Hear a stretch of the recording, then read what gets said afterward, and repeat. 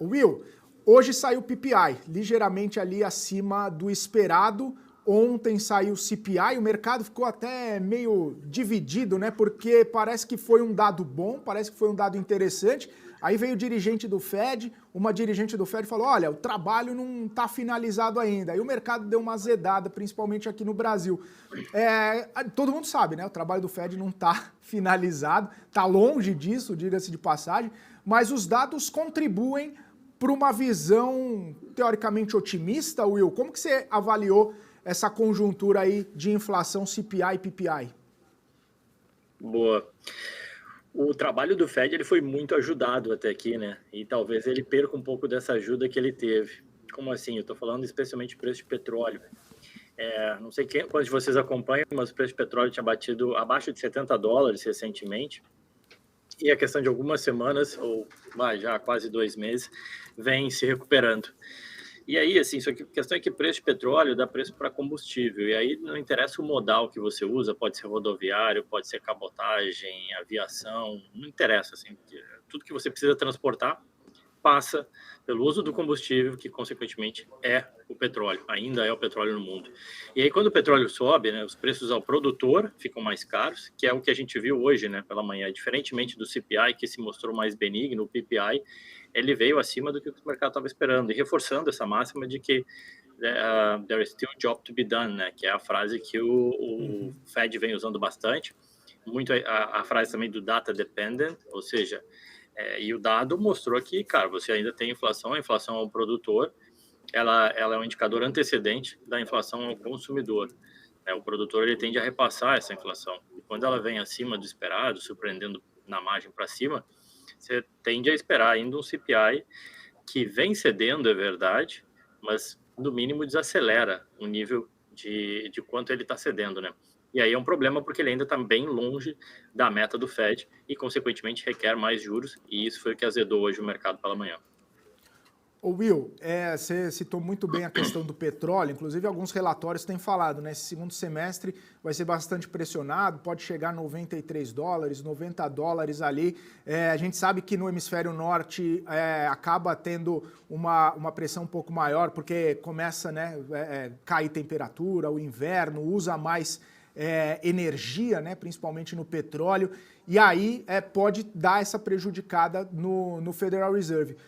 Como que você está vendo a questão do petróleo em si, né? Porque não necessariamente nessa pressão inflacionária, mas o cenário de petróleo, com oferta ainda em queda, a gente vê os países exportadores, produtores de petróleo reduzindo a sua oferta, ainda com a questão da Rússia bastante presente, a China desacelerada, são pressões de diferentes lados para essa composição de preço. Você consegue traçar esse panorama e aí, claro, olhando de repente para essa própria pressão que você comentou, de repente para as companhias que estão mais pressionadas nesse sentido, como que você avalia esse cenário, Will? Boa. Felipe, deixa eu te fazer uma pergunta. Qual que é o slogan da BMC mesmo? Informação que gera valor. Exato. Lembra quando eu fui aí no estúdio, há um tempo atrás, você estava aí, e eu falei, né? Petróleo nas mínimas é meio no-brainer, né? Depois do que a Nvidia subiu, depois de tudo aquilo que tinha subido, eu falei, cara, você para ter uma alocação em bolsa, você pega todas as ações de petróleo com yield alto, free cash flow alto, apesar da queda de preço de petróleo, e você ainda está comprando petróleo na mínima. Você está sempre sendo correto, assim, vai começar o inverno no hemisfério norte, as temperaturas tendem a cair, todos os produtores de petróleo já cortaram produção, Rússia e Ucrânia não tem nada resolvido, e diferentemente do que foi ano passado, né, assim, a gente acabou tendo um inverno mais mild, mais suave. Quem garante que a gente vai ter esse inverno mais suave esse ano, né? E aí, consequentemente, isso tende a impactar o preço de petróleo, né? Por isso que há um mês atrás, quando eu comentei, né? E aí a gente falou bastante, né, sobre a questão do petróleo, Sim. né? E aí, para quem está assistindo a BMC, vê que gera valor mesmo, né? Os preços de petróleo já recuperaram bem, algumas ações subiram, inclusive bem, mas eu acho que ainda tem, de fato, espaço para mais, exatamente por esses pontos que tu comentou, assim, você ainda tem alguns riscos, né? A menos que a economia desacelere muito, né, ou muito fortemente, que aí afete a demanda, e a gente tem visto alguns dados de China meio realmente que decepcionam na margem, Mas a menos que isso aconteça, você tem um cenário fundamental, assim, bem interessante para o petróleo. O nível de reservas dos Estados Unidos muito baixos e por aí vai, né? Então, acho que essa pressão e essa bênção, digamos assim, que os bancos centrais tiveram até aqui, de um preço de petróleo mais benigno, talvez não aconteça, né? Daqui para frente, e isso é um risco aí, até para esse cenário de juro pausa mesmo, ou ainda, quem sabe, juro cede. Bom dia, Will. Bom, agora eu queria mudar um pouquinho e falar sobre os resultados da Disney, né? A gente viu ali um prejuízo de 460 milhões de dólares ali, com queda inclusive no streaming. Como é que você está enxergando essa crise? É uma crise aí na Disney? Bom, muito bem-vindo, Isabela. Fazia tempo que a gente não conversava, né? Bom, o que acontece na Disney, né? Acho que tiveram...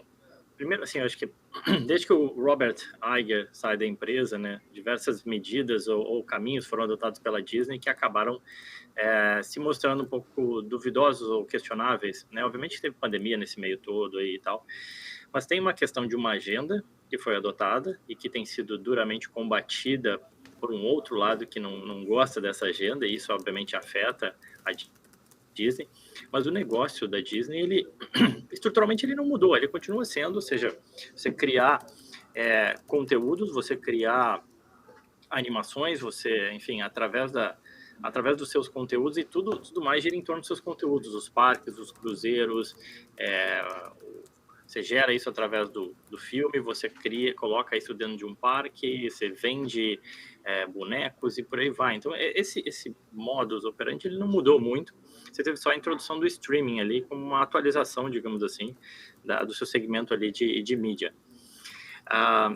Só que, quando o Robert Iger sai, a empresa toma alguns caminhos, queima muito caixa, cresce, é verdade, especialmente no streaming, mas queimando caixa. O Robert Iger é chamado para tentar consertar a empresa. Ele é um cara que tem um track record brilhante no comando da Disney, então tem que respeitar. Então eu acredito que ele vai conseguir trazer de volta a Disney para o caminho certo. E isso quer dizer o seguinte, que as ações depois que caíram, acho que com o Robert Iger lá, eu me sinto mais confortável em eventualmente, para quem pensa em comprar as ações da Disney, fica mais confortável. Mas obviamente que leva tempo.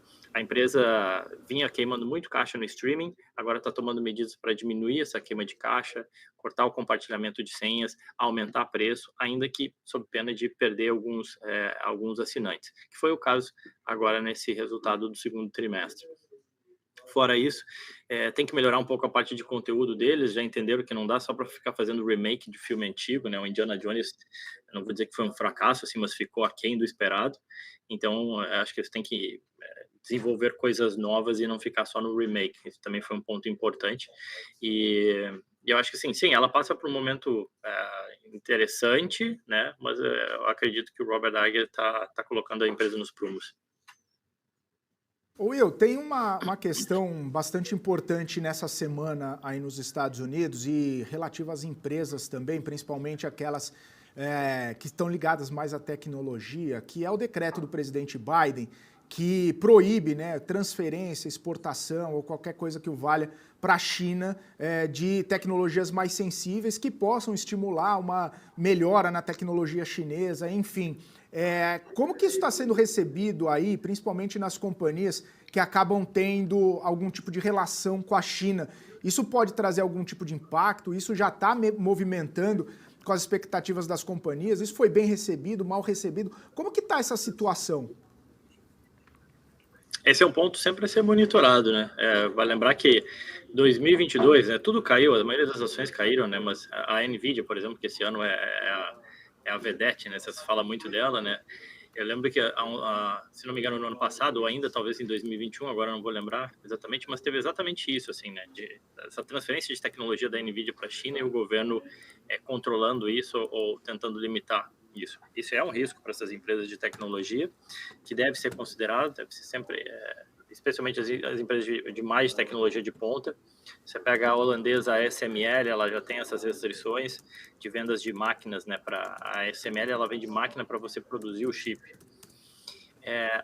E aí não é só os Estados Unidos, são outros países que também tomam essas medidas. É interessante ver que muita gente falava da política comercial do Trump, né? Mas o governo Biden em nada melhorou as relações com a China, né? E ele continua tão duro quanto, talvez só com menos alarde do que do governo Trump.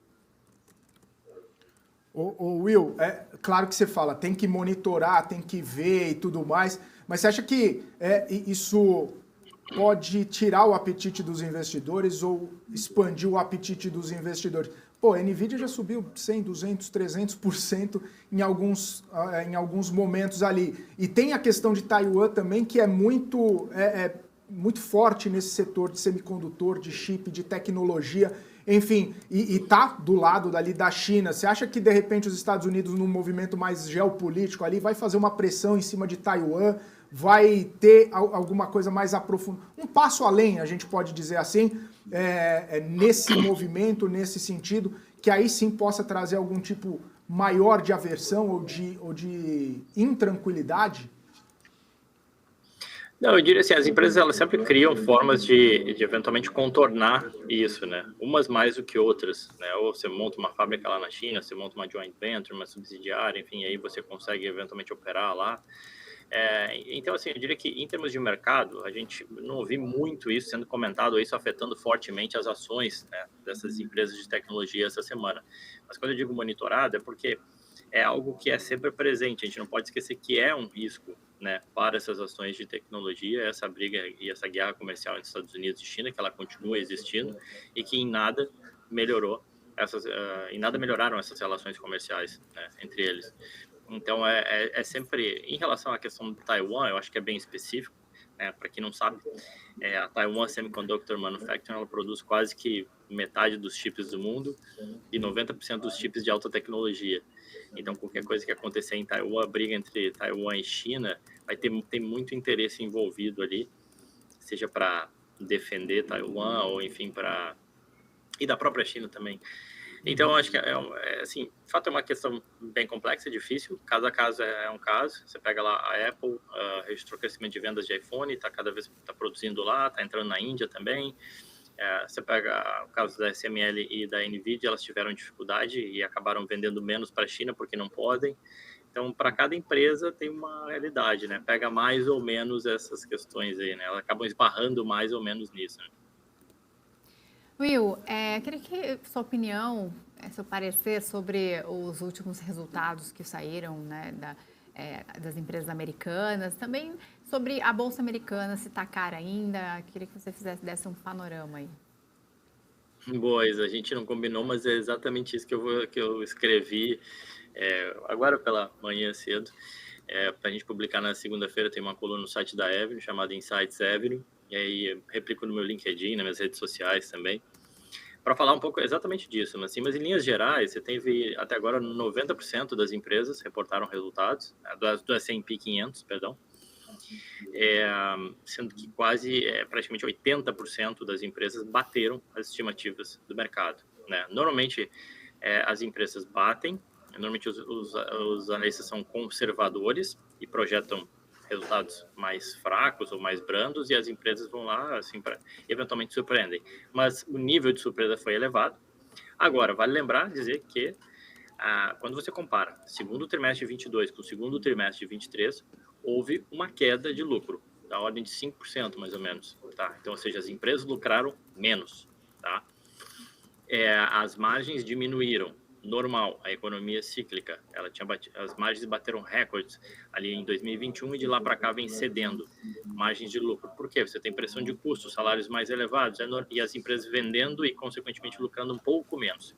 Claro que isso varia setor para setor, as Big Techs foram muito bem, o setor de petróleo reportou quedas de lucros de 20%, 30%, até 40%, normal, esperado, até porque o preço de petróleo tinha caído bastante, e isso já estava no preço das ações. Mas, em linhas gerais, a safra de balanço ela foi positiva e substancia, né, essa visão de que a gente vive um soft landing aqui nos Estados Unidos. Olhando à frente, você teve alguns guidances negativos, né? E particularmente quando você olha índice S&P 500, a Bolsa Americana ela não parece nada barato. Ela caminha para já estar meio cara mesmo. Você tem pouco prêmio para o risco que você está tomando, especialmente considerando que a renda fixa americana hoje paga 5% livre de risco, né? O próprio Warren Buffett falou isso, né? Ele está olhando qual que vai ser a T-bill que ele vai comprar amanhã, né? Quando ele reportou o resultado da Berkshire. Então, assim, em linhas gerais, bolsa como um todo não parece tão atrativa. Agora, conforme eu já tinha comentado aqui, quando eu estive em São Paulo, tem vários setores, né, e aí setorialmente tem papéis que não andaram nada, né? O setor de healthcare tinha andado muito pouco. Essa semana teve notícias positivas aí para 2 empresas, elas andaram, enfim. Então, setor de healthcare, setor de financial, setor de petróleo, basicamente o que andou esse ano foi essencialmente em algumas empresas de tecnologia, né? Então, acho que no universo de 6 mil ativos, sempre tem oportunidade. Tá certo, quero agradecer a participação mais uma vez, sempre um prazer falar contigo. Will Castro Alves, que está sempre aqui semanalmente com a gente para tentar esclarecer mais sobre o mercado lá fora. Muito obrigada, William Castro Alves, que é estrategista-chefe da Avenue. Obrigada, Will. Bom fim de semana para você. Obrigadão, gente. Semana que vem estou em São Paulo, de repente dou um pulo aí. Com certeza. A gente espera aqui, então, presencialmente, que é sempre melhor. Obrigada, Will. Bom, agora 10 horas e 38 minutos. Agora a gente vai para um rápido intervalo. Daqui a pouquinho a gente volta com mais informações de mercado. Não saia daí.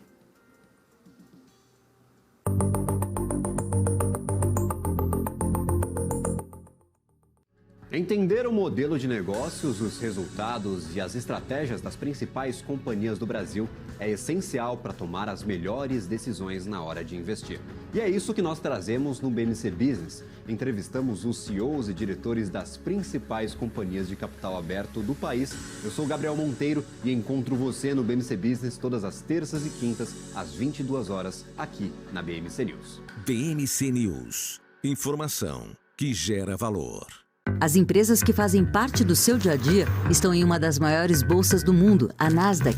E a boa notícia é que você pode investir nessas empresas diretamente pela Avenue, sua corretora nos Estados Unidos. Com os dados das ações dos Estados Unidos fornecidos pela Nasdaq em tempo real, o cliente Avenue pode acessar diretamente as maiores bolsas do mercado americano. Entre neste mercado de tecnologia e inovação. Acesse avenue.com.br/Nasdaq e seja bem-vindo ao mercado global. COI, você sabe o que eles são? Esse é o tema do BMC Explica de hoje.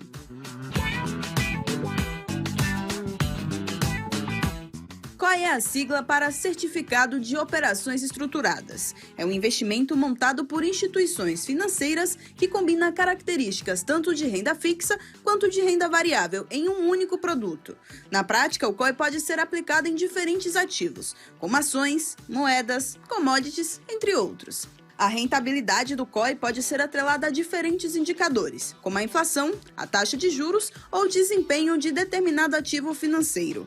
Além disso, o COI pode ter diferentes estruturas de remuneração, que podem incluir uma taxa pré-fixada ou pós-fixada. O investidor deve escolher o COI de acordo com seu perfil de investimentos.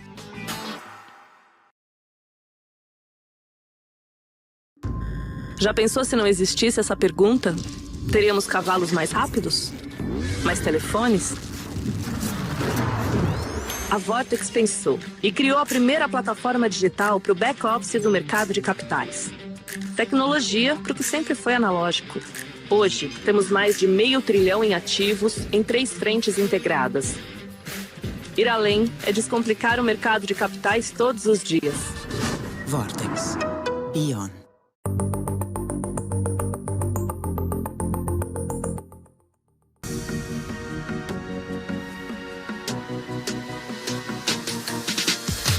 BMC News. Informação que gera valor.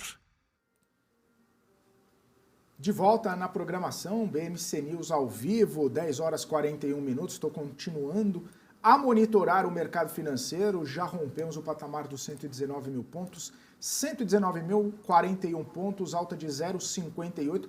Uma alta um pouco mais consistente do Ibovespa nessa sexta-feira, principalmente refletindo os dados da inflação que acabaram saindo ao longo da manhã, no comecinho da manhã, e também temporada de resultados que avança várias empresas divulgando seus números, inclusive a Light acabou sendo uma delas, revertendo prejuízo no segundo trimestre desse ano. Confira então esse e outros destaques agora na nossa reportagem. A Light, atualmente em recuperação judicial, registrou um lucro líquido de 109,4 milhões de reais no segundo trimestre de 2023, revertendo um prejuízo líquido de 80 milhões, registrado um ano antes. Já o EBITDA ajustado da companhia ficou em 482,8 milhões no período, 28,4% de queda na mesma base de comparação. A receita operacional líquida foi de 3,3 bilhões de reais no período de abril a junho, baixa anual de 1,9% na comparação com o segundo trimestre de 2022.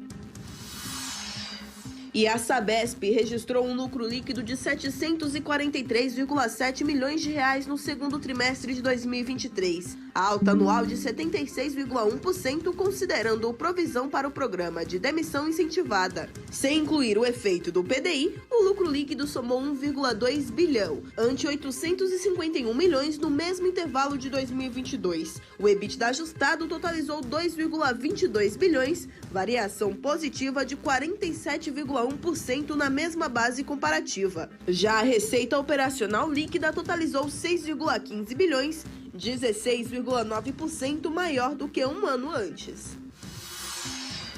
E a Energisa registrou um lucro líquido ajustado recorrente de 343 milhões no segundo trimestre, queda de 14,2% na comparação anual. O EBITDA ajustado recorrente soma 1,4 bilhão, alta de 9,3% em relação ao mesmo período de 2022.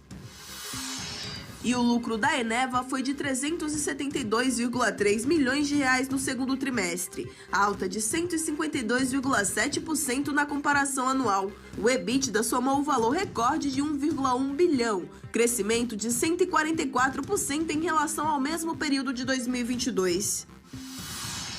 Já no setor de varejo, a Via registrou prejuízo líquido de 492 milhões no segundo trimestre e reverteu o lucro de 6 milhões de um ano antes. O EBITDA ajustado soma 469 milhões, queda de 32% na comparação anual. Ainda no setor varejista, a C&A teve lucro líquido de 4,2 milhões no segundo trimestre de 2023, uma alta de 100%. Muito bem, 10 horas 44 minutos. Já quero chamar aqui o Héctor Sanches, economista-chefe da Ativa Investimentos, para a gente repercutir um pouco dos dados hoje do IPCA. Héctor, seja sempre muito bem-vindo aqui na nossa programação. Muito bom dia para você. Bom dia, obrigado pelo convite e bom dia para todo mundo que está aí acompanhando a gente. Héctor, vimos um IPCA hoje muito aguardado, diga-se de passagem, depois da reunião do Banco Central na semana passada, todo mundo monitorando esse dado de inflação, que já era esperado, vir um pouco mais acelerado do que no mês anterior. Mesmo assim, acabou vindo um dado interessante. Queria saber a sua visão, né? Como que você leu essa aceleração de 0,12%, os dados mais internos, digamos assim, do IPCA, né? Núcleo, IPCA de serviços, qual a conjuntura que pega esse dado de inflação nessa sexta-feira?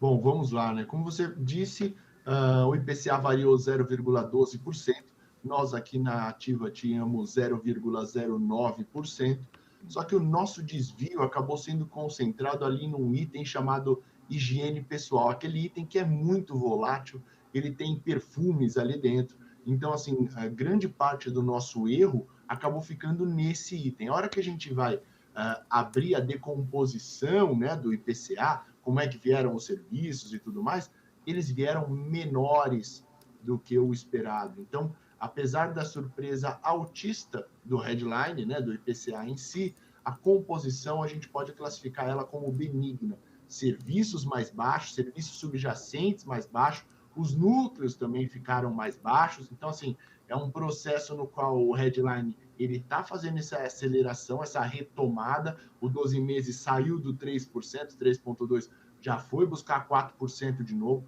Tende a continuar se acelerando ao longo desse semestre, até ali ao redor de 5%. Para ser preciso, nossa projeção atualizada está em 4,8% para o final desse ano, mas os serviços, foco de atenção do Banco Central, ressaltado na ata, ressaltado pelo Diogo Guilhem no evento da TAG, ressaltado pelo RCN ontem. Então, esse aí, ele mostrou um arrefecimento e já tem muita gente apostando em uma aceleração do corte para 75 bips na próxima reunião do Copom. Agora, resta saber se aquele caráter subjetivo que o BC colocou na sua comunicação oficial, na ata, foi amplamente atendido. Ô, Ettore, tem duas questões, né? Você falou a ata falou, o Guilhem falou, o Campos Neto falou ontem, Campos Neto já falou hoje, né? Ele estava num evento lá no Paraná, ele falou, tô preocupado com a inflação de serviços, o núcleo está bastante acima da meta, mas veio um pouquinho melhor hoje, né? E aí isso acaba contribuindo, esse número benigno acaba contribuindo, e essa fala do Campos Neto, né, admitir que o número veio melhor, já movimenta a expectativa do mercado. Se algumas pessoas estão esperando esse aprofundamento no corte, você tem essa percepção também? Eu sei que você tem esse caráter um pouco mais conservador, que das últimas vezes que a gente conversou, você esperava o corte lá no ano que vem, mas aí acabou tendo uma mudança no cenário e aí você revisou suas perspectivas. Mas você acha que é possível haver esse aprofundamento de cortes, mesmo o Banco Central sendo teoricamente tão claro assim de que não vai fazer?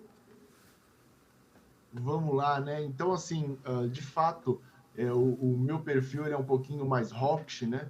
Eu acho que a gente não pode brincar com inflação, tem a memória histórica, uma inércia gigantesca, mas esse é o meu perfil, né? O Banco Central, ele tem se mostrado bem mais brando do que eu imaginava. Aliás, convergindo para a opinião de políticos, né? Que não são especialistas no tema. Então, se eu acho possível acelerar, se eu acho possível que esse Banco Central irá acelerar, eu acho sim, não acho desprezível a possibilidade, não.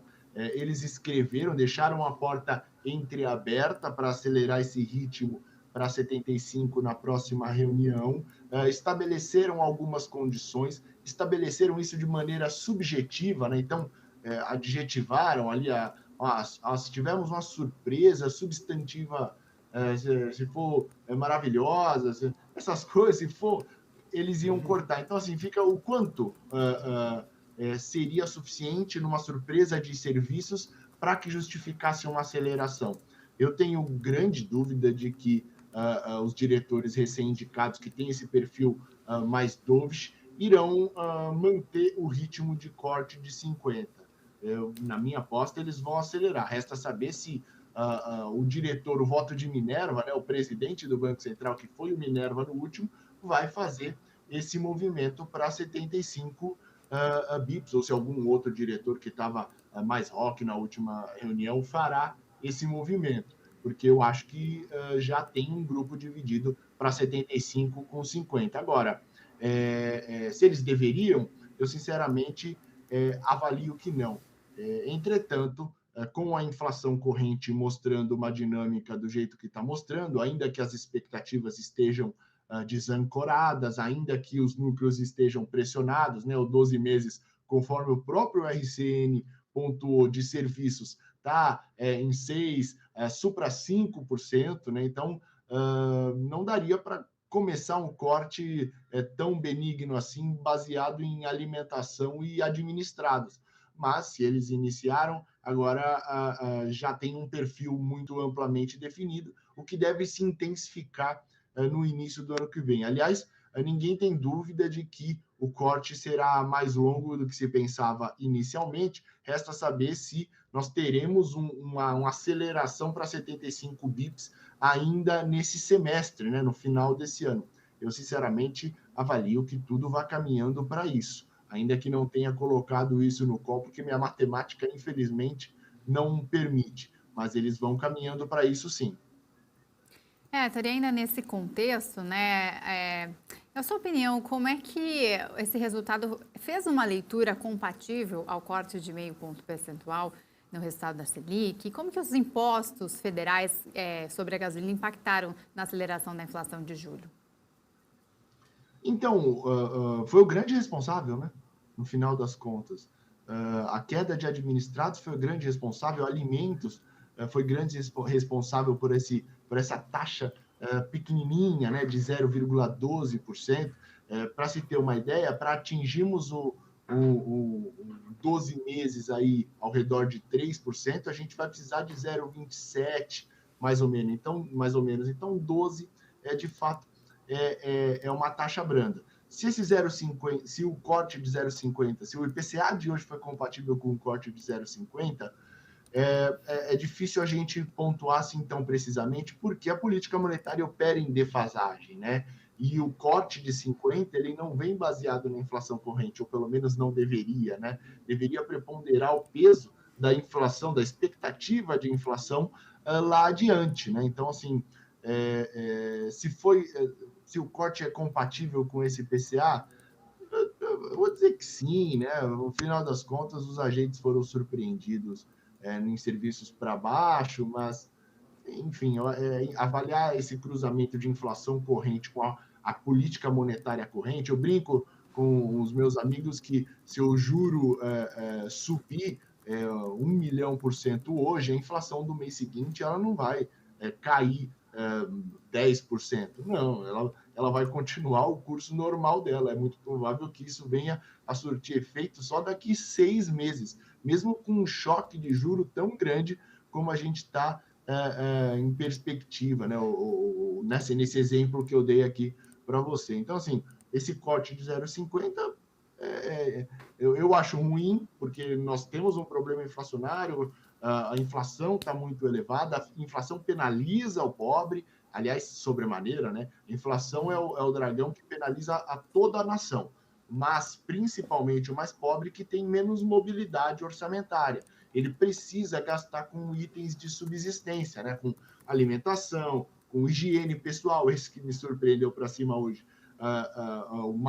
O paupérrimo ele não tem alternativa, né? Com moradia, né? O rico que tem ali, ele compra alimento, mas pode substituir, ele pode empenhar um pouquinho mais de recurso para comprar o alimento, ele pode fazer uma alteração no seu orçamento. Então, assim, repare, o pobre ele é um pouquinho não, ele é muito mais engessado e acaba sofrendo muito com leniência inflacionária. E o Banco Central começa a cortar os juros, mesmo com a inflação bem fora da meta, principalmente para horizontes mais dilatados, como 2026, são 50 bips para cima. E um fiscal que ainda não se amarrou. Enfim, já cortou, não tem? Agora Inês é morta, né? Como dizem. Então, a gente já está discutindo se o ritmo vai ser de corte de 50 ou de 75 pontos, algo que denotaria, né, o que pelo menos antigamente precisaria denotar uma certeza grande para onde é que essa taxa terminal de juros estaria. Hoje nós estamos com o final de 2023 em 11,75%. São cortes de 50 até o final do ano. Entretanto, como eu disse, a possibilidade crescente de um corte de 75 pode fazer com que a gente ache uma taxa terminal nesse ano, né, pelo menos o final desse ano, terminando aí em patamares inferiores a esse 11,75. Contudo, nós deixamos a taxa terminal efetiva lá em meados de 2024 em 9%. Esse 9% é exatamente em cima do juro neutro. Juro neutro, para quem não sabe, é aquele juro no qual você não tem nem aceleração, nem desaceleração da inflação. E nós estimamos nominalmente ali ao redor de 9% em meados do ano que vem.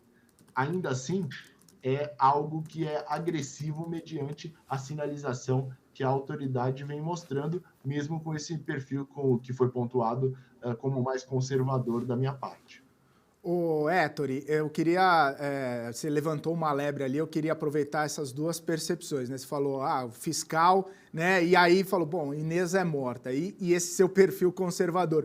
Porque na última ata, né, foi dado muito menos tinta, né? Foi carregada muito menos tinta nessa questão, né? Que ainda também não está resolvida.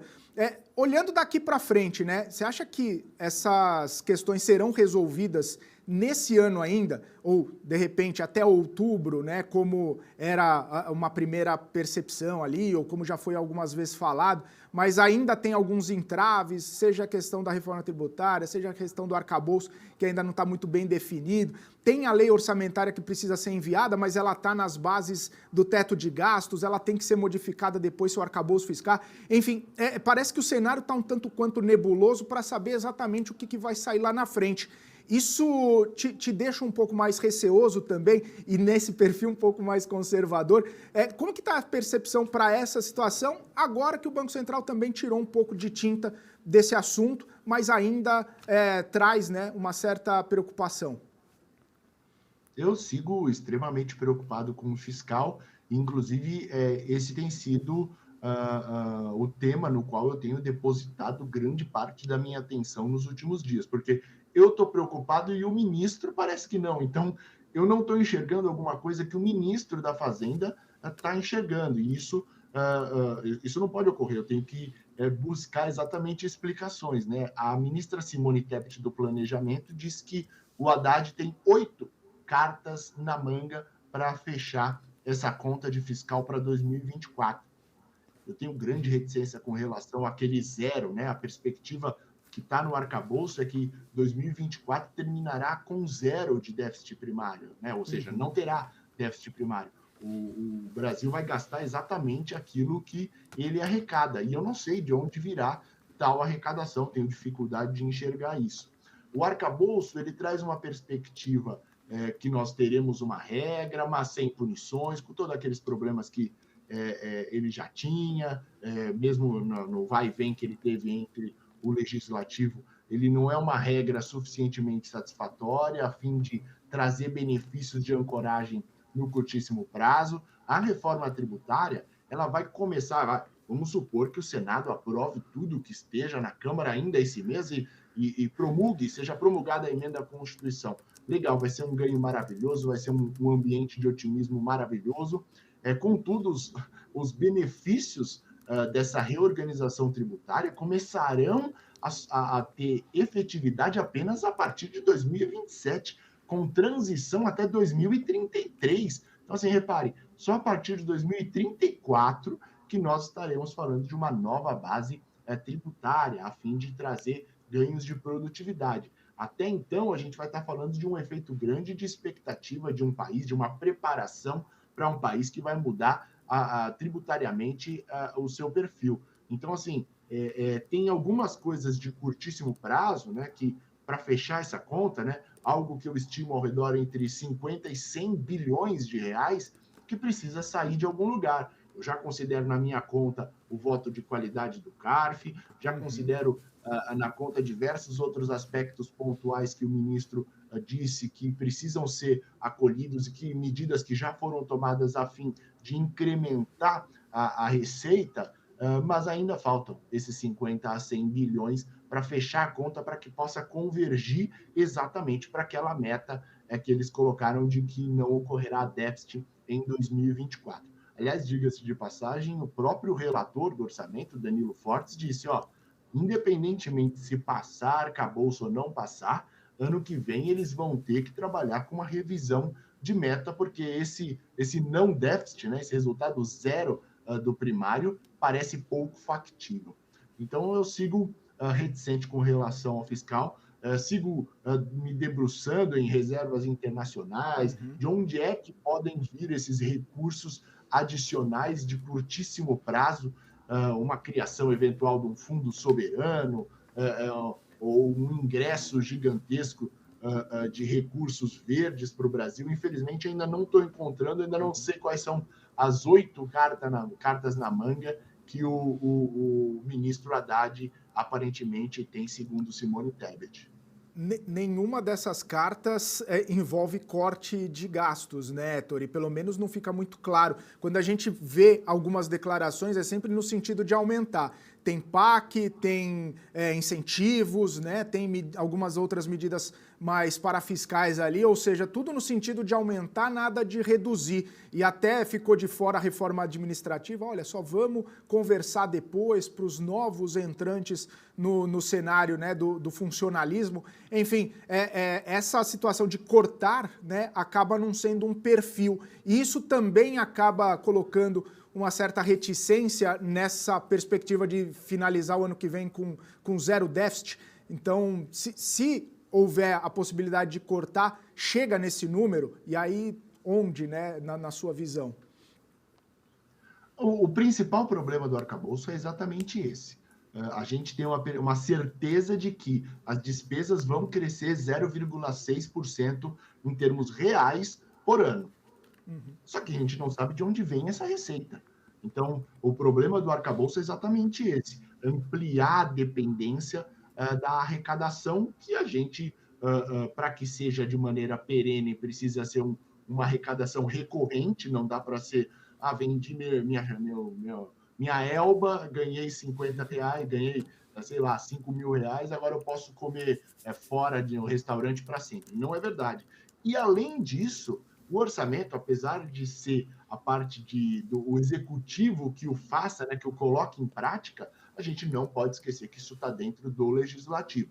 E lá dentro tem algumas iniciativas para ampliação de despesas, como, por exemplo, com relação à eleição do ano que vem, cujo fundo eleitoral, o Fernando Haddad disse que teria um limite ali ao redor de R$5 bilhões, e o relator da peça do orçamento já diz que deverá ocorrer uma flexibilização, ou seja, se vai ocorrer uma flexibilização, a perspectiva é que, no mínimo, sejam 5 bilhões gastos em eleições municipais, que é só para prefeito e vereador. O que esperar da eleição de 2026? Né? Então, assim, repare, é um desenho orçamentário que o dispêndio ele vem com muita força, mas a arrecadação, principalmente de maneira recorrente, que torna o orçamento sustentável, ela não tem uma perspectiva tão boa. E aí ficam com essas cartas na manga, né? Carta na manga, quando a gente vai jogar, é um jogo explícito, né? Não é um mágico, né? Espero que não seja de mágica, mais uma vez.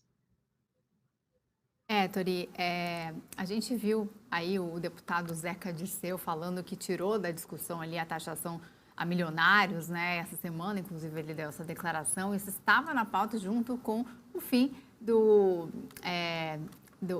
FDO ali, do JCP. O mercado fica mais tranquilo com essa sinalização? Não. Na verdade, não. É mais uma fonte de arrecadação que se escasseia, né? Repare, no caso, o mercado, ainda que tenham muitos milionários, né, muitos ricos, né, a avaliação nossa dentro do research, dentro do departamento econômico, vem pela sustentabilidade da nação. Não existe uma nação no qual milionários eles vivem em ampla segurança, gozando da máxima qualidade de vida, enquanto grande parte da população vai à míngua, né? Então, é necessário que o desenvolvimento da nação seja sustentável, que mude-se de patamar, ainda que tenha um abismo gigante entre o pobre e o bilionário. A gente está falando em uma qualidade de vida no qual o pobre seja alçado por uns patamares considerados dignos, né? É esse o desenvolvimento, e grande parte da população está nessa faixa de renda mais baixa, né? Então, repare, a gente precisa, de fato, incrementar, desenvolver para que a nação tenha sustentabilidade de crescimento. Então, não taxar os ricos é apenas uma fonte de receita que acabou, mais uma vez, sendo colocada de lado, de escanteio.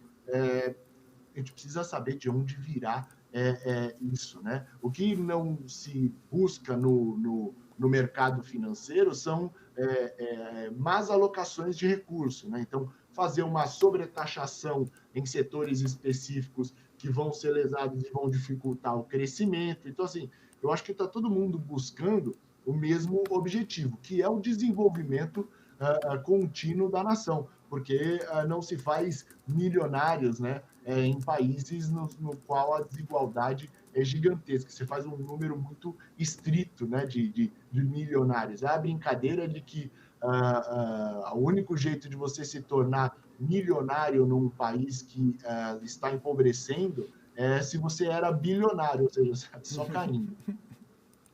Sensacional, Ettore. Ettore, falando de mercado agora, né, a gente tem visto a curva de juros cedendo, né, hoje também por conta de IPCA, também por conta de expectativa de corte mais de juros ali do Banco Central. Vários prêmios já foram queimados aí ao longo desses tempos por conta dessa expectativa. E é interessante, né, porque em agosto, pelo menos até hoje a Bolsa está subindo, mas agosto só caiu o Ibovespa, quando se esperava que depois, na realização ali, né, do corte de juros, a gente tivesse um apetite um pouco maior, um ânimo um pouco maior. Você vê que os prêmios já foram queimados, você vê que o rally que a gente viu acabou esfriando um pouco o ímpeto dos investidores, talvez a gente tenha esse momento mais lateral, esse movimento de menos ímpeto dos investidores, justamente porque a gente já viveu esse rally, a gente já viu esses prêmios queimando, ou daqui para frente a gente pode ver uma redução um pouco maior, um fechamento um pouco mais de curva, que acabe beneficiando alguns setores mais sensíveis? Se você reparar na curva, a âncora da curva é exatamente o ano de 2026. 26 que pode vir a ser o ponto de virada no tocante ao ciclo eleitoral, mas também no tocante à perspectiva dos indicados para o Banco Central e, consequentemente, para a condução de juros. Fora isso, você pode ter uma nova perspectiva fiscal com a virada do ciclo eleitoral. Fora isso, então, assim, isso é o estrutural no desenho. Já está no ponto de mínimo ali na âncora de 26, pode ser que rompa isso mediante uma sinalização mais intensa da autoridade monetária. Não acho que venha, como eu disse, o 9 é o juro neutro. A partir desse patamar, você entra num período de estímulo, né, numa faixa de estímulo da economia, ou seja, vai acelerar ainda mais a inflação, o que significa, e uma inflação que já não está na meta para cima. Então, pode ser que supere ainda mais e a gente começa a orbitar com um percentual de inflação muito maior. Mas vale salientar, e eu gostaria de pontuar aqui, sem entrar em polêmica, tem uma empresa que está sangrando aí em prol dessa inflação, e essa empresa se chama Petrobras. Sim. A gente calcula o preço da defasagem da gasolina, ou seja, quanto que a gasolina deveria ter o preço praticado se seguisse os patamares internacionais. E a gente está falando ali ao redor de 25% para baixo. A Petrobras ela não reajustou mais o preço para baixo, mas os custos ali, né, o preço do petróleo, custo de oportunidade dela de vender esse petróleo num preço mais caro para fora e poder reaplicar o investimento, fazer o que ela quiser fazer com o recurso, isso ficou para trás. Então, 25% abaixo, isso significa que a inflação em si, ela está controlada, ela está represada, vamos usar um termo, vamos ressuscitar o termo represado, em pelo menos 50 pontos, né? 50 a 60 pontos. Então, o que a gente está falando hoje, numa perspectiva, pelo menos aqui na casa, de que o IPCA vai terminar 2023 a 4,8, a conta deveria jogar para 5,4, 5,3, 5,4, porque quem está matando no peito 50, 60 bips de inflação é a Petrobras. E aí, a Petrobras, como grande representante, ali uma grande parte do índice está dentro dela, do Ibovespa, né? Aí você não consegue ter uma super performance mesmo com um juro ancorado ali no 9%, como eu disse anteriormente. Ettore, você falou sem entrar em polêmica, também não quero entrar em polêmica, mas olhando para o gráfico de Petrobras, o investidor está buscando a companhia, mesmo quando você falou, poxa, tem uma empresa que está sangrando, sustentando essa inflação aí, esse nível de inflação. O que o investidor está olhando que de repente a gente não está, né? Por que essa procura se a empresa está nesse momento, né? Será que está na iminência de repassar esse combustível? E aí, se repassa, é bom para a empresa, ruim para a inflação, mas eu estou tentando entender a conjuntura, né? Porque todo mundo fala, a empresa está sofrendo, a empresa está tendo problema. e a procura continua alta, né? Não é meio discrepante, né, essa movimentação? Só é discrepante se a gente considerar o mesmo prazo, né? Porque, como eu disse, eu estou falando aqui, a empresa ela está sangrando. Legal, mas ela tem caixa. Ela tem uma governança que foi deixada gigantesca. Então, assim, ela tem institucionalidade. Não vai ser agora que ela vai sofrer. Pode ser que ela performe ainda muito bem, mas não se trata de algo sustentável. E é aí que eu falo assim, olha, essa política fiscal não está sustentável. A política, então, assim, sustentável no sentido de o Brasil ele não vai se desenvolver mediante especificamente as políticas que eu pontuei no tocante ao fiscal, no tocante à Petrobras. O investidor ele pode estar buscando ali algum retorno de curto prazo, ou assim, de menor prazo do que essa conta que vai chegar. Não custa lembrar que em outros momentos no qual a Petrobras também teve ali esse preço fixado, né, esse patamar de preço de combustível fixado, ela foi indo. Só que chegou no momento no qual não deu mais tempo, né? Não deu mais para segurar, teve que soltar o preço dos combustíveis e nós vimos um repique inflacionário gigantesco nessa esteira, né? Quem estava vivo aí, eu acho que imagino que todos que estejam assistindo estavam vivos ali no início da década passada, né? Viram isso ocorrer, um represamento de preço, aí a hora que foi queimando o caixa da instituição, até que isso rompeu e virou um grande processo inflacionário. Então, quando eu digo assim, não é algo é algo que sangra, é algo que não é sustentável, eu estou visando, de fato, o desenvolvimento. Para investidores de curtíssimo prazo, pode ser uma ótima oportunidade, aí eu deixo isso para os analistas grafistas, como é que, ponto de entrada, olha, tem aqui um ponto de saída bom, mas se a gente reparar, nesses períodos assim, a Bolsa ela oscila dentro de uma faixa. Até foi um estudo aqui, permita-me fazer um jabá, né?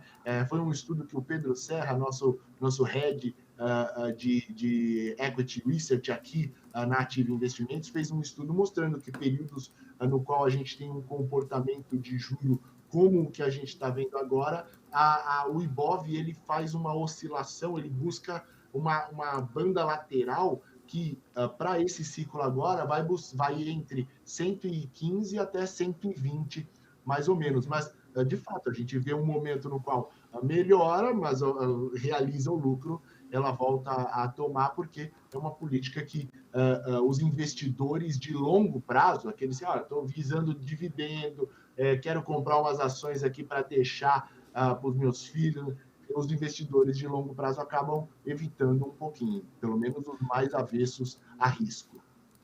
Perfeito. Tori, quero agradecer sua participação, sempre muito bom esse papo aqui contigo, volte sempre, boa sexta, bom fim de semana para você. Muito obrigado pelo convite, um bom final de semana para vocês e para os espectadores.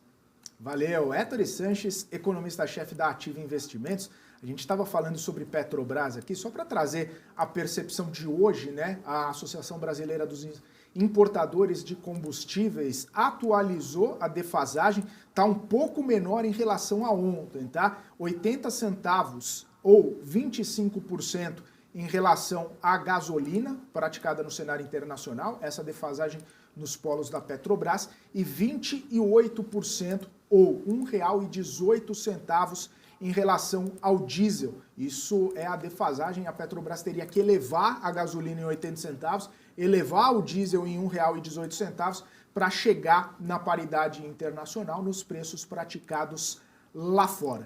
No entanto, como a gente estava falando aqui com a Tori também, Petrobras engata o quinto pregão consecutivo de alta, nesse momento sendo negociada a R$ 30,99, 1,18% de alta em Petri 4, Petri 3, 1,55, R$ 33,97, as ações da Petrobras se valorizando nessa sexta-feira, também ajudando a dar uma sustentada na alta do Ibovespa. A gente vai para um rápido intervalo, daqui a pouquinho a gente está de volta.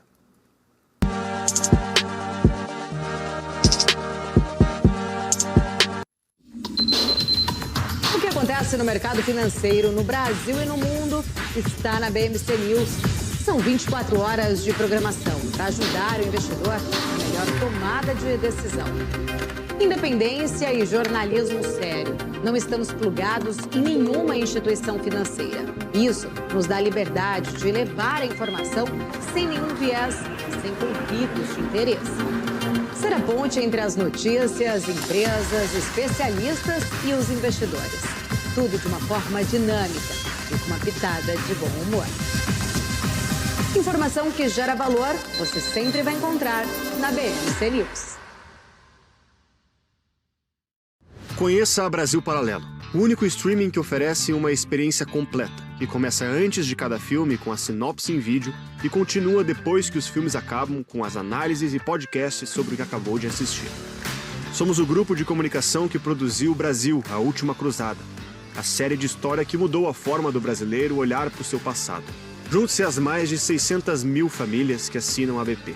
Entre no site brasilparalelo.com e faça sua assinatura. A minha vida foi e é marcada por grandes histórias. Olha o gol, olha o gol, olha o gol. Depois dessa curva, vem pra vitória. Sonhos, objetivos, Aí vem ele. conquistas. Prepare o seu coração. Tive o privilégio de narrar e contar algumas delas. Na ponta dos dedos. Vibrar com elas. Me chamam de narrador de emoções. Faça festa. Mas, na verdade, eu narro escolhas. Escolhas que se tornam vitórias. Escolhas de quem fez história. É do Brasil, o Brasil inteiro. Escolhas que mudaram vidas, inclusive a minha. Por isso, eu escolhi a EQI Investimentos. O parceiro que me orienta na hora de investir e que me dá autonomia para conquistar meus objetivos. E você, que tal começar a investir nas suas escolhas? EQI Investimentos. Invista em suas escolhas. Dividendos. Você sabe o que eles são? Esse é o tema do BMC Explica de hoje.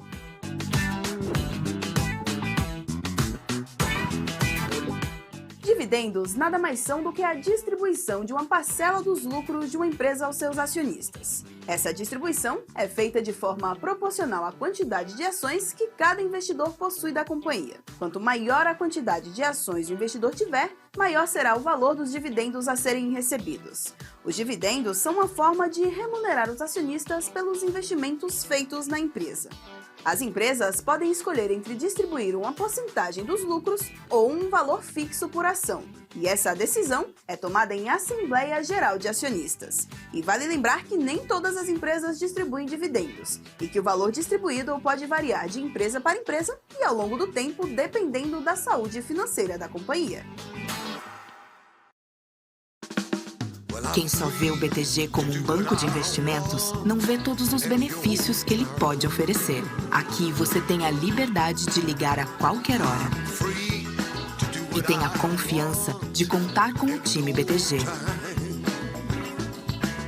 É você no controle da sua vida financeira de um jeito simples e compatível com a sua rotina. O BTG reconhece quem é você e está pronto para potencializar a sua trajetória.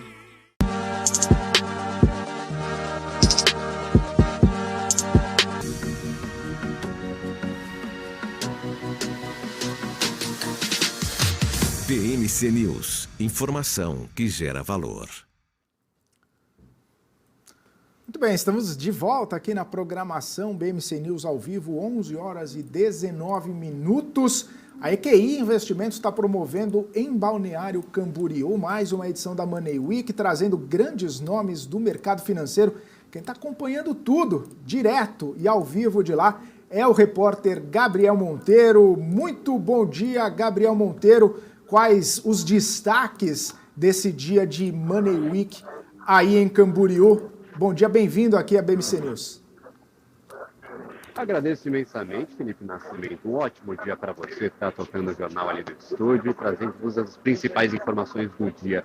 Aqui o evento é realmente muito grande, muita coisa acontecendo. Nós já trouxemos outras edições, afinal essa é a 9ª edição do Money Week, mas essa é especial. Nós estamos aqui agora virando a chave, abrindo a sua própria corretora, com planos de bancos digitais e outros serviços financeiros, né, que realmente dando um passo a mais, um passo à frente. E agora nós temos a Money Week, que é um evento muito grande aqui em Balneário Camboriú. Primeira vez que o evento é promovido aqui na cidade e é super interessante perceber esse contato direto dos assessores, dos gestores e também dos investidores com temas da atualidade. Afinal, nós já tivemos painéis aqui com a participação de Mansueto Almeida, economista-chefe do BTG Pactual, falando um pouco sobre cenário fiscal, trazendo perspectiva sobre a reforma tributária, sempre trazendo um tom um pouco mais analítico, tentando dar qualidade à informação que chega naturalmente todos os dias aos investidores. Por aqui devem passar mais de 2.000 pessoas. 2.000 pessoas são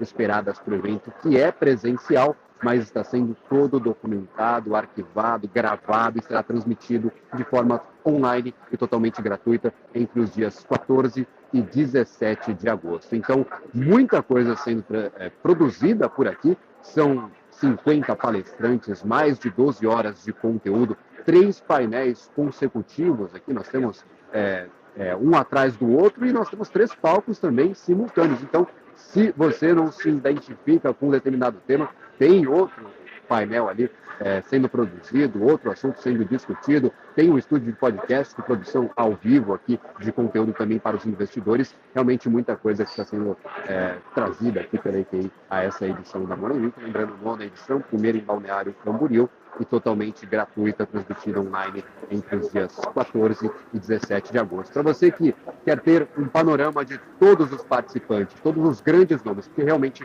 são muito grandes, que estarão presentes aqui no estúdio e no evento como um todo, é só, claro, acessar o site da Money Week, o site da EQI Investimentos. Nós temos um link fixado aqui na descrição do nosso YouTube, então fique à vontade para visitar o site, se inscrever gratuitamente, acompanhar os 4 dias de evento e, claro, perceber ali nestes grandes nomes talvez algumas oportunidades de melhorar as suas estratégias de investimento.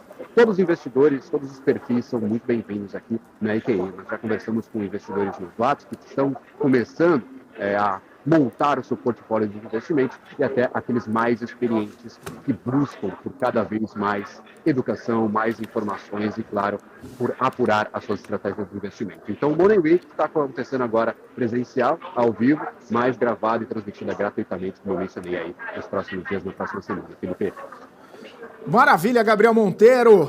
Obrigado pelas informações. Você volta aí ao longo da nossa programação com mais destaques direto da EQI, direto desse evento sensacional, Money Week, que está acontecendo lá em Balneário Camboriú. Inclusive tem um QR Code na tela para você fazer a sua inscrição e poder acompanhar gratuitamente online entre os dias 14 e 17 de agosto, portanto, na semana que vem, esse evento Money Week com grandes nomes do mercado financeiro e da educação financeira também, inclusive um dos painéis mediado pela apresentadora Paula Moraes aqui da BMC News, justamente por isso estamos todos nós aqui, Isabela Takaki e eu, nessa sexta-feira, Paula Moraes, Gabriel Monteiro, toda a equipe, né, muitos participantes da equipe da BMC, todo mundo lá em Camboriú.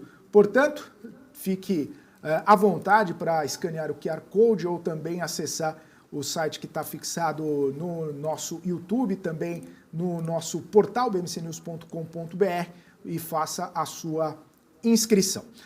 11 horas 24 minutos, deixa eu dar uma olhada como que está o mercado financeiro, perdeu um pouco, né, aquele ímpeto inicial, chegou a subir 0,5%, 0,6%, ganhou 119 mil pontos ao longo desse início de pregão e agora voltou aos 118 mil pontos, subindo 0,25% nesse momento, mas ainda no patamar positivo. É aquilo que a gente vinha falando ao longo do começo desse pregão, né? A exemplo do que aconteceu ontem, quando o Ibovespa teve um dia praticamente inteiro de otimismo, né? Ficando no patamar positivo ao longo de todo o pregão, e aí vai chegando no final do pregão, vão chegando algumas informações, vão chegando algumas notícias, principalmente vindas lá dos dirigentes do Federal Reserve, e aí o Ibovespa começou a ficar um pouco mais no patamar negativo, com um cenário mais de cautela talvez isso possa acontecer hoje. Não é o que o investidor quer ver, obviamente, o Ibovespa num patamar positivo, revertendo, né, esses 8 dias consecutivos de queda, justamente porque ainda não houve elevação do Ibovespa nesse mês de agosto. É um movimento considerado por muitos economistas, muitos analistas, um movimento natural, depois de 4 meses consecutivos de alta no Ibovespa, uma realização natural ali do Ibovespa, mesmo assim, como o próprio Ettore trouxe, né, nesse ciclo de corte de juros, ou pelo menos nesse início de ciclo de corte de juros, o range ali do Ibovespa está entre 115, 120 mil pontos, 113, 120 mil pontos, como o Ettore disse, que o Pedro Serra, o chefe de análise, né, de ações do Equity Research, lá da Ativa, trouxe nesse estudo, muito importante. E quem é que está se destacando, eu quero trazer aqui, que é a Yduqs, né? Yduqs subindo 10,32%, uma alta bastante importante, uma alta muito forte nesse pregão, pós-resultado. E é interessante também que num pregão pós-resultado, a Via também está subindo 6% nesse momento, a Via trazendo aqui uma perspectiva de bastante alta, né? Sabesp também trouxe resultado e subindo 4,80 neste momento. São as empresas que acabam se destacando nesse pregão de sexta-feira, as empresas que acabam se destacando depois dos resultados. Falando em resultados, né, semana bastante importante, mais de 140 empresas divulgando seus números, inclusive tem hoje, depois do fechamento do pregão, e aí na semana que vem encerra essa temporada de resultados, e aí a gente começa já a pensar na próxima temporada do terceiro trimestre. Afinal, estamos aí, né, já no meio praticamente de agosto, onde o primeiro mês do segundo trimestre já foi julho, depois agosto, setembro fechou, depois começam a temporada de resultados novamente. Isabela Takaki tem mais notícias, mais informações aí pra gente nessa sexta-feira, que a gente está acompanhando muito de perto todas as movimentações do mercado, né, Isa? Exatamente, Felipe Nascimento, está acontecendo neste momento o lançamento do PAC lá no Teatro Municipal do Rio de Janeiro, o lançamento que começou às 10 horas da manhã. E o presidente Luiz Inácio Lula da Silva está participando, ele que fez aí esse lançamento aí, que começou às 10 horas. Novo PAC, lembrando, chega a 1,7 bilhão de reais com verba do governo e setor privado também. E agora há pouco, quem falou foi o Rui Costa. Ele afirmou que o novo PAC prevê a geração de 2,5 milhões de empregos diretos e 1,5 milhão de empregos indiretos. A gente está vendo aí, então, o lançamento que está acontecendo neste momento lá no Rio de Janeiro. O presidente Lula já falou, Rui Costa, acho que é ele que está falando neste momento, né, falando que o novo PAC tem como meta ali dar banda larga ali para 100% das escolas até 2026. Esse que é um dos grandes destaques aí do noticiário nesta sexta-feira e um dos carros-chefes aí das gestões petistas no passado.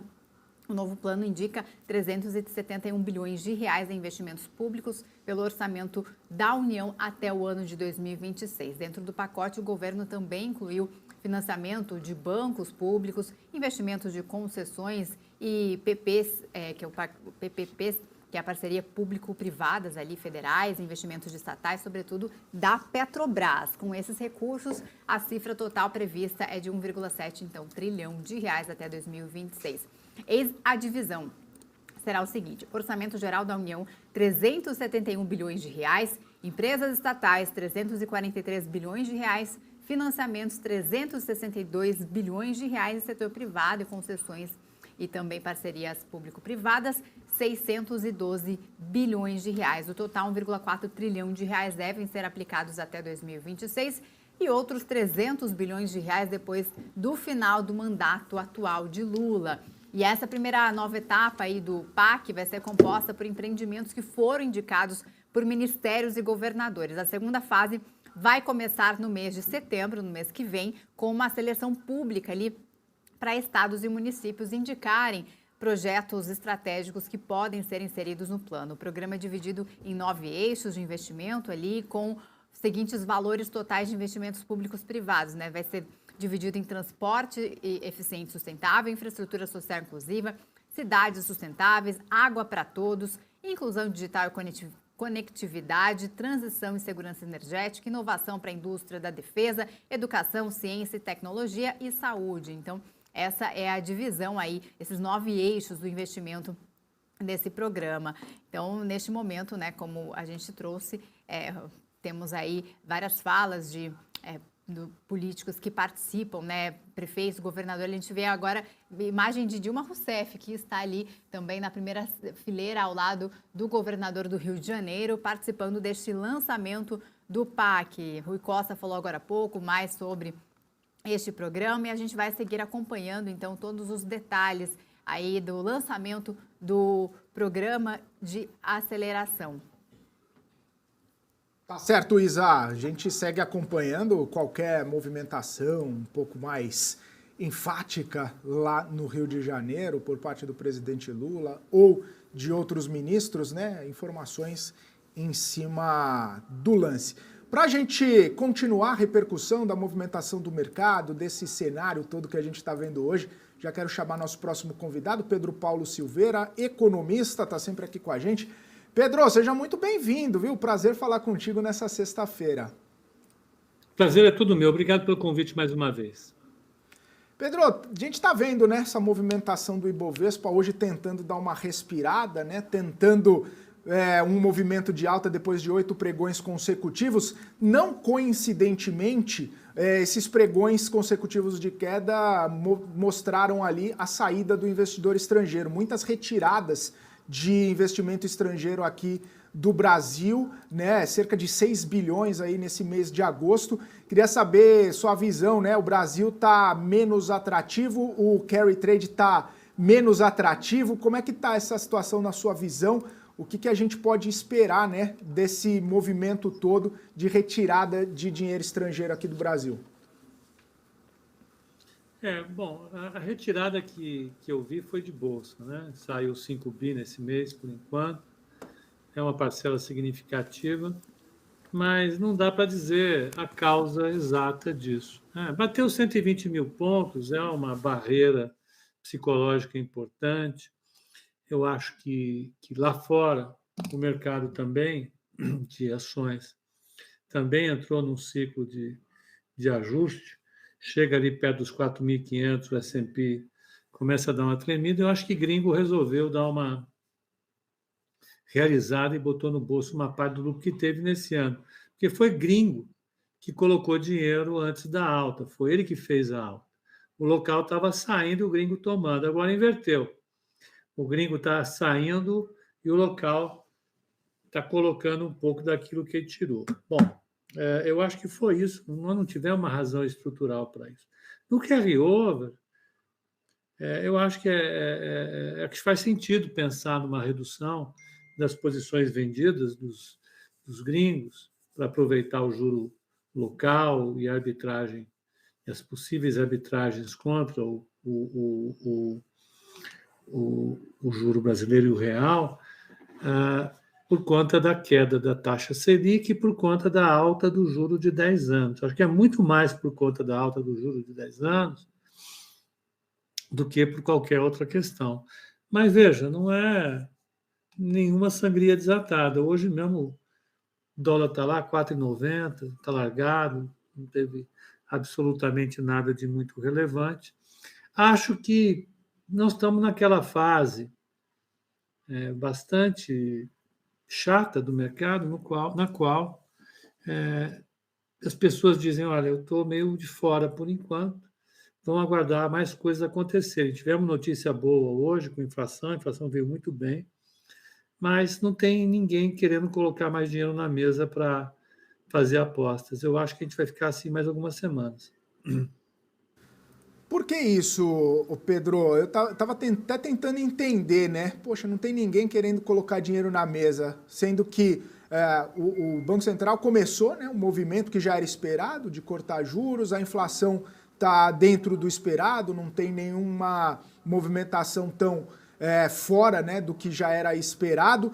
Essa reação aí ficou para depois, ficou só na promessa, porque evidentemente teve um rally, né? Teve uma procura, teve um despertar ali, né? Mas ficou na promessa, a gente não tem mais essa percepção de que pode ir mais para frente enquanto não tiver evento novo? Ou que evento novo poderia ser esse para trazer de novo a atenção? Eu acho que vão começar lá fora primeiro. Lá fora precisa ter uma definição clara, né? O Fed ele jogou os dados em cima da mesa e colocou as mãos para trás e está com as mãos fora, está esperando o jogo ser resolvido. Ele está dizendo, invariavelmente, há 3, 4 reuniões, que ele vai tomar decisões em função dos números que saírem. Ele não consegue hoje estabelecer uma previsão sobre o que vai acontecer nas próximas semanas. Ele não sabe o que vai acontecer daqui a 4 semanas, quando ele vai se reunir de novo para decidir sobre a taxa de juros. Ele prefere falar, estou fora, eu vou decidir lá no dia, contra a minha vontade, com uma arma apontada na minha cabeça. Porque eu não tenho certeza se a inflação está em desaceleração contínua rumo à meta, eu não sei se a gente está numa recessão, eu não sei se a gente está superaquecido. O Banco Central americano, que é uma seleção, com certeza, dos mais talentosos PhDs da América, quiçá do mundo, não sabe, nós vamos saber, né? Então é difícil. Falando em Brasil, Brasília tirou umas férias, né? Brasília viajou com o Safadão no navio, o Brasil dançou bastante, comeu, bebeu, descansou. Agora o Brasil se reuniu de novo para decidir o que vai fazer em relação à reforma tributária e o arcabouço fiscal, que são peças importantíssimas para definir o futuro da economia, né? Ficou tudo parado. Então, eu não vejo por que, com tanta indefinição lá fora, o investidor aqui teria que ficar tão afobado para jogar todo o dinheiro do mundo em grandes apostas. Eu acho que a situação do juro ainda é muito confortável para o investidor, a gente tem um retorno muito positivo ainda de juro, a inflação cadente, a taxa de juros lá em cima, ele te dá tranquilidade para esperar a Bolsa se decidir. Se o gringo pegou a Bolsa de 106 a 120, eu acho que o local deve estar pensando assim, vamos esperar um pouco mais.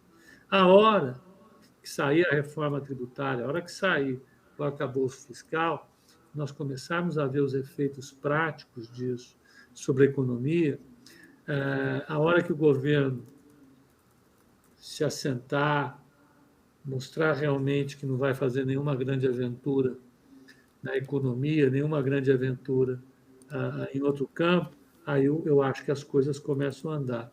Acho que não demora, não. Eu acho que setembro, outubro, a gente deve ver algumas definições, seja lá fora, seja aqui. Até lá a gente vai ter que ter um pouco de paciência. Já foi pior. A gente já foi objeto de colocar. Nós já fomos aqui o país onde se colocou no mercado a placa de é o meio do cachorro louco para agosto.